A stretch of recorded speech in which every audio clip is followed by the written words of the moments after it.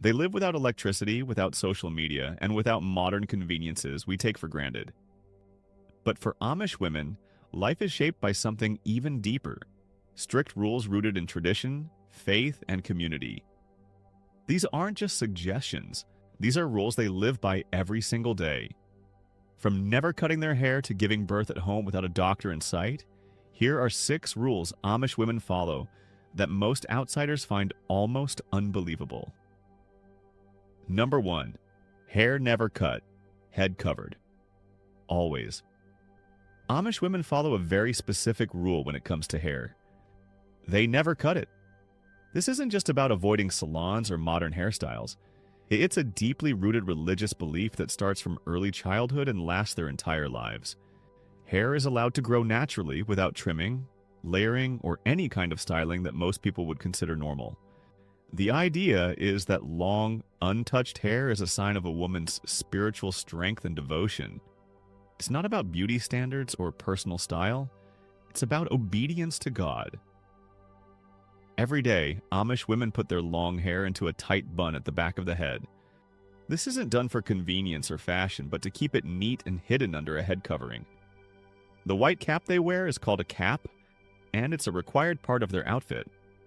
It looks simple, often homemade, just cotton or linen, no decorations.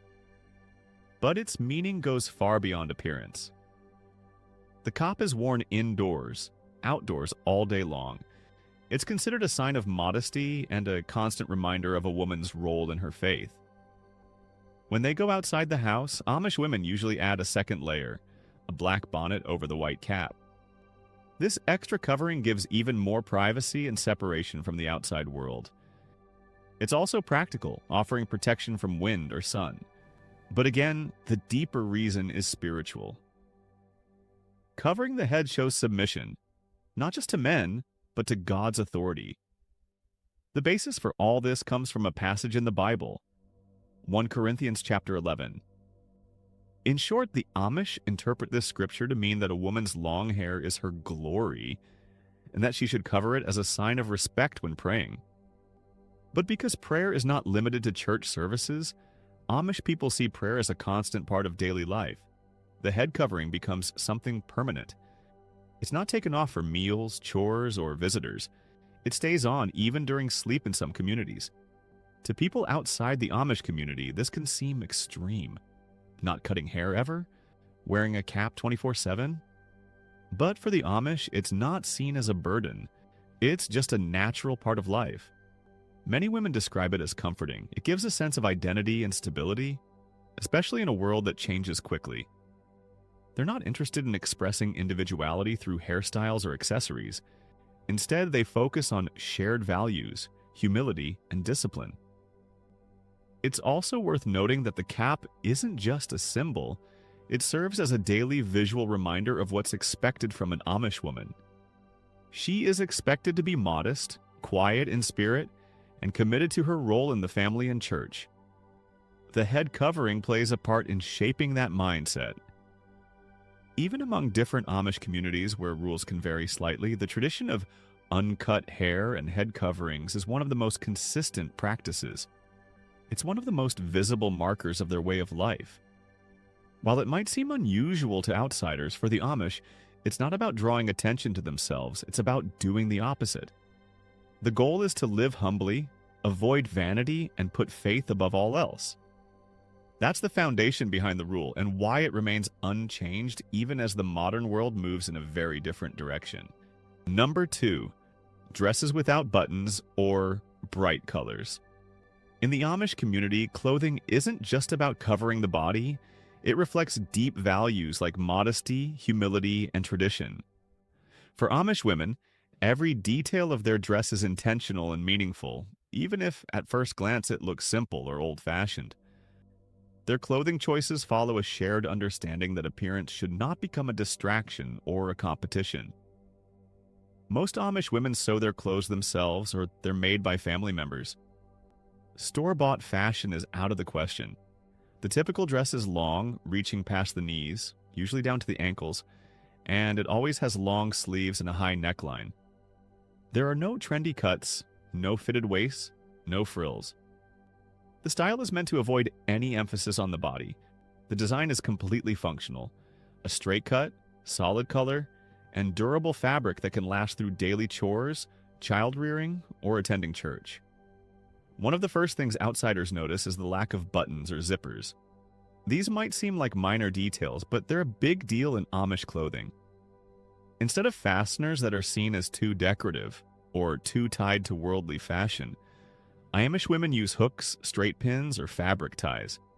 This might feel inconvenient to someone used to modern clothing, but to the Amish, it's a quiet stand against vanity. Even a simple button is considered unnecessary, and avoiding it sends a message. This person isn't trying to draw attention. Pockets are usually left out too, especially in women's dresses. The goal isn't to accessorize or to carry things around, but to keep everything basic. Amish dress doesn't just reject trendiness, it removes the idea of fashion altogether. There's a shared expectation that everyone dresses similarly, which helps keep the community on equal ground. No one gets to show off or stand out because of what they wear. Colors also follow strict but unspoken guidelines. You won't find floral prints, stripes, or polka dots in an Amish wardrobe. Bright colors are avoided completely. Instead, women wear dark, muted tones, commonly navy blue, burgundy, brown, dark green, or gray. Some groups are more conservative than others, but across the board, flashy colors are seen as a way to show off. And that's exactly what Amish values push against.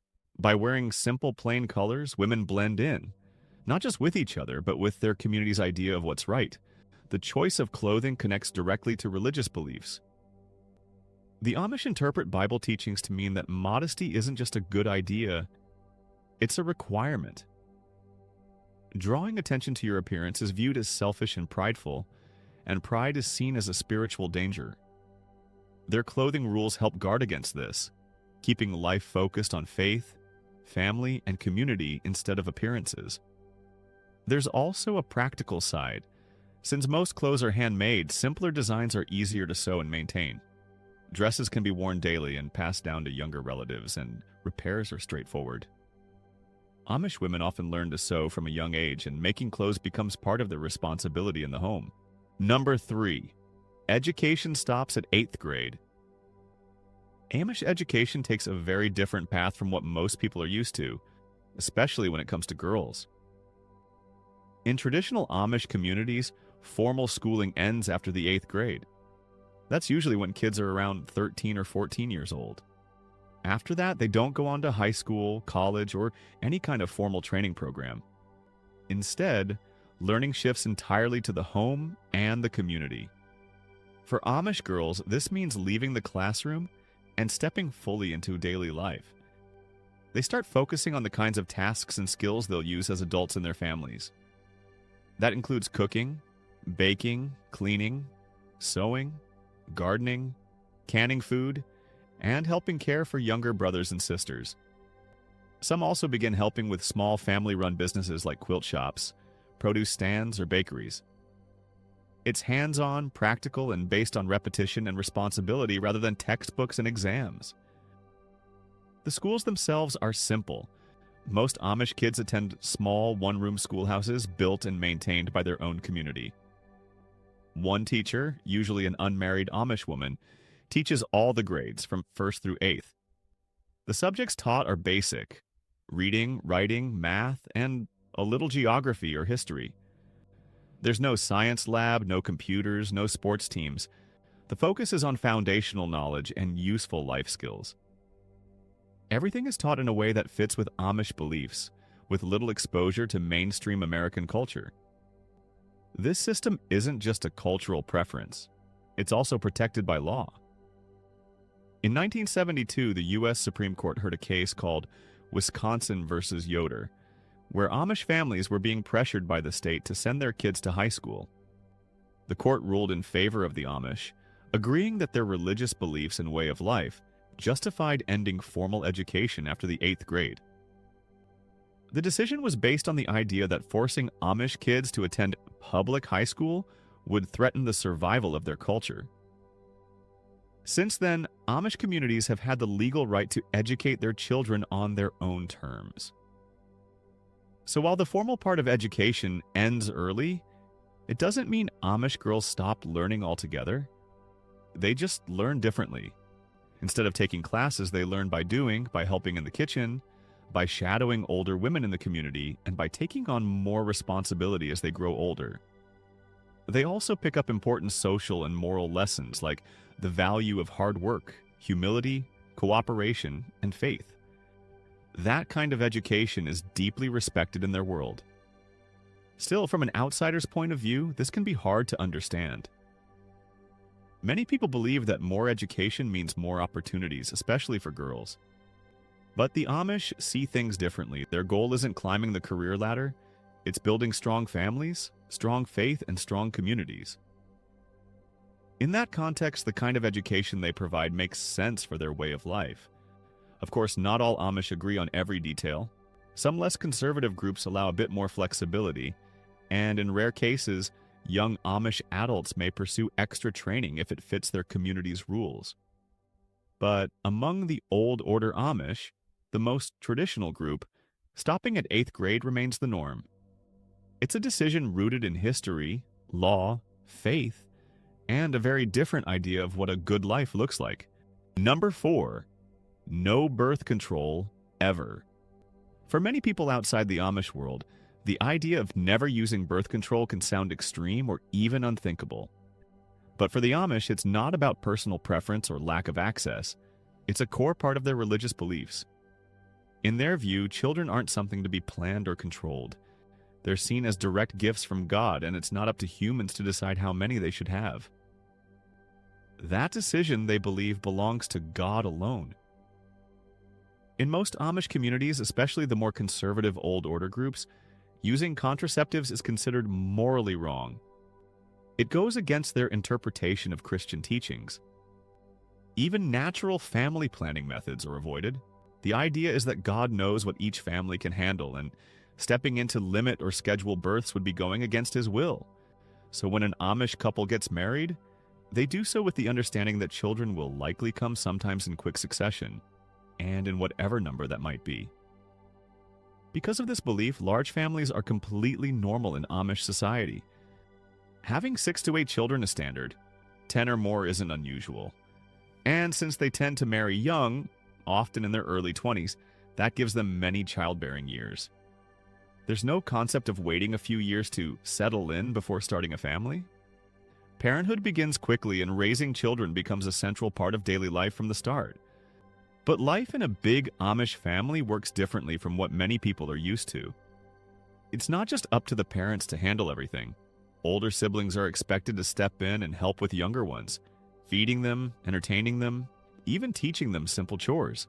It's common to see a 12-year-old girl already capable of looking after a toddler while her mother cooks or works in the garden. These responsibilities are considered normal and even essential for preparing children for adulthood. There's also a strong support network around each family.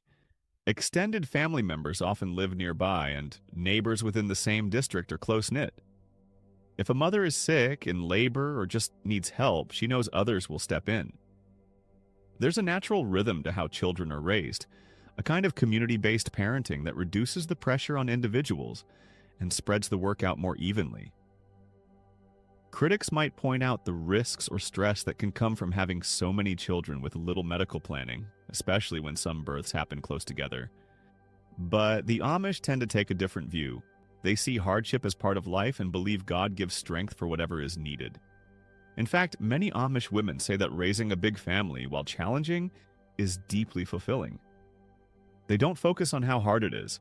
Instead, they talk about the joy of watching their children grow up with strong values, practical skills, and a sense of belonging.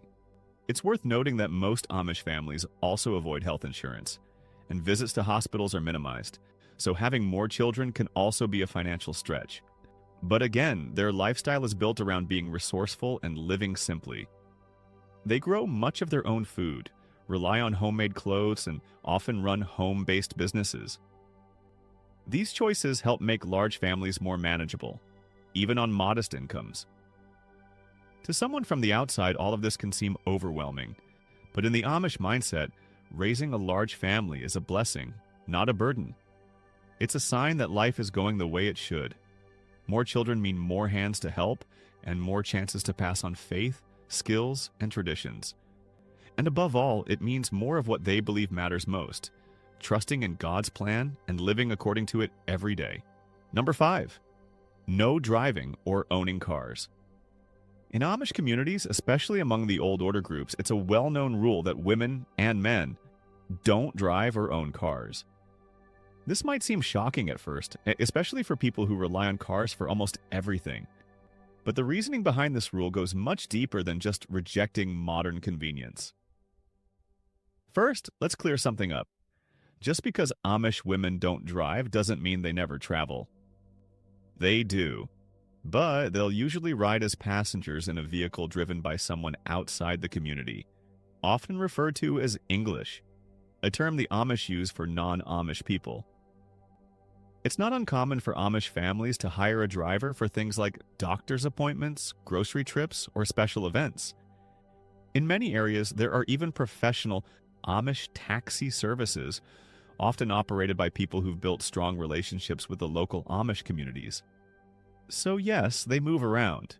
They just don't do it behind the wheel. This rule is about more than just who's driving. It ties into a larger Amish principle called Gelassenheit, which is about humility, submission, and simplicity.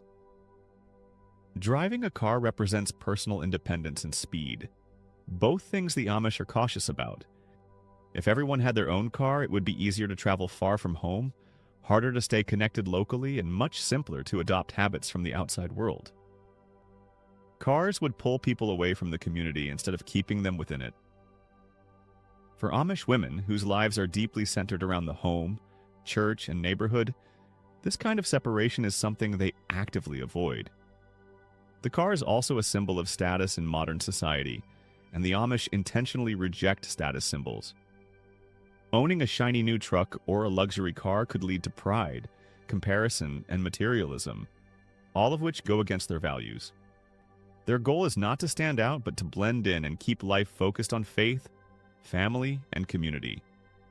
So, giving up cars is less of a loss and more of a choice to live differently. This approach also shapes daily routines in big ways. Without personal transportation, people naturally depend on one another more.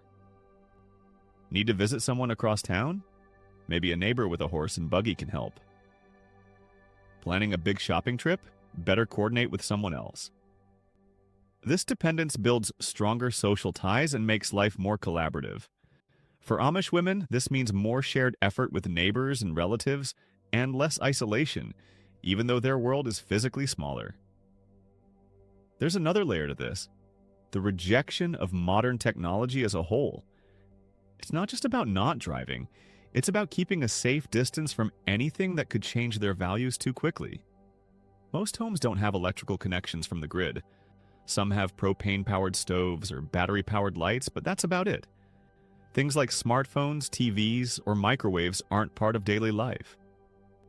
These restrictions aren't random. They're decisions made carefully by the church to protect the way of life the community has agreed on. Some might ask, isn't that limiting for women? But for the Amish, limits are part of what makes their lifestyle work. Instead of having all options open all the time, the community narrows things down to what matters most. For Amish women, that usually means home, faith, and the local community. These limits also help slow things down. Without constant travel and noise from modern devices, life becomes more focused. There's more time for family, craft work, chores, and spiritual practice. Number 6, home births only with women present. In Amish communities, giving birth at home isn't just a preference, it's the expected norm. Most Amish women deliver their babies right inside their own homes, typically in their bedroom or in some cases a separate room that's been prepared just for this purpose. There's no rushing to a hospital, no IVs, no bright operating lights. Everything about the birth is quiet, simple, and familiar. The birth is usually attended by a midwife who either lives in the community or regularly works with Amish families. These midwives are often not formally licensed in the way mainstream healthcare requires, but they usually have years of experience, deep trust from the families, and knowledge passed down through generations. Alongside the midwife, other older women from the community are often present, sometimes grandmothers, aunts, or even the woman's own mother. If the woman already has older daughters, they might be there too, especially if they're teenagers or adults. The men, including the father of the baby, will usually stay out of the room entirely. This is considered a private, female-centered experience. One thing that really stands out is the minimal use of pain relief. Amish women rarely use medications during childbirth, partly because of limited access, but mostly because of cultural and religious beliefs. They see birth as a natural process, something to go through, not control. In their view, pain is part of the journey, part of what brings a new life into the world. Some women may use herbal remedies or basic comfort measures, but strong drugs or epidurals are basically unheard of. Most Amish families don't have health insurance, so staying out of the medical system also helps keep costs low. This way of giving birth may seem risky or outdated to people outside the community, but among the Amish, it's tied to values like simplicity, modesty, and faith. Home birth is seen as a way to maintain control over the process and stay close to one's family and traditions. It also avoids the influence of the outside world, which the Amish are careful to keep at a distance. Hospitals are viewed as places where too much can be taken out of the family's hands, and where unnecessary interventions might happen just because the technology is available. There's also a strong belief in God's will. If complications arise, Amish families might still avoid hospital care unless it's truly life-threatening. Even then, the decision is often made with serious hesitation. They believe that what happens during birth, good or bad, is part of a larger divine plan. Interestingly, the practice of home birth also shapes how younger girls learn about pregnancy and childbirth. Since daughters are sometimes present, they grow up seeing birth as something normal and not frightening. It's not hidden or overly medicalized. It's something women do for their families with the support of other women around them. It's a shared experience that reinforces bonds across generations. So, while to many outsiders, the idea of giving birth at home with no pain meds, no doctor, and no modern equipment might sound alarming, to Amish women, it's just how things are done. It's not considered brave or extreme. It's simply part of their way of life. Quiet, steady, and grounded in tradition.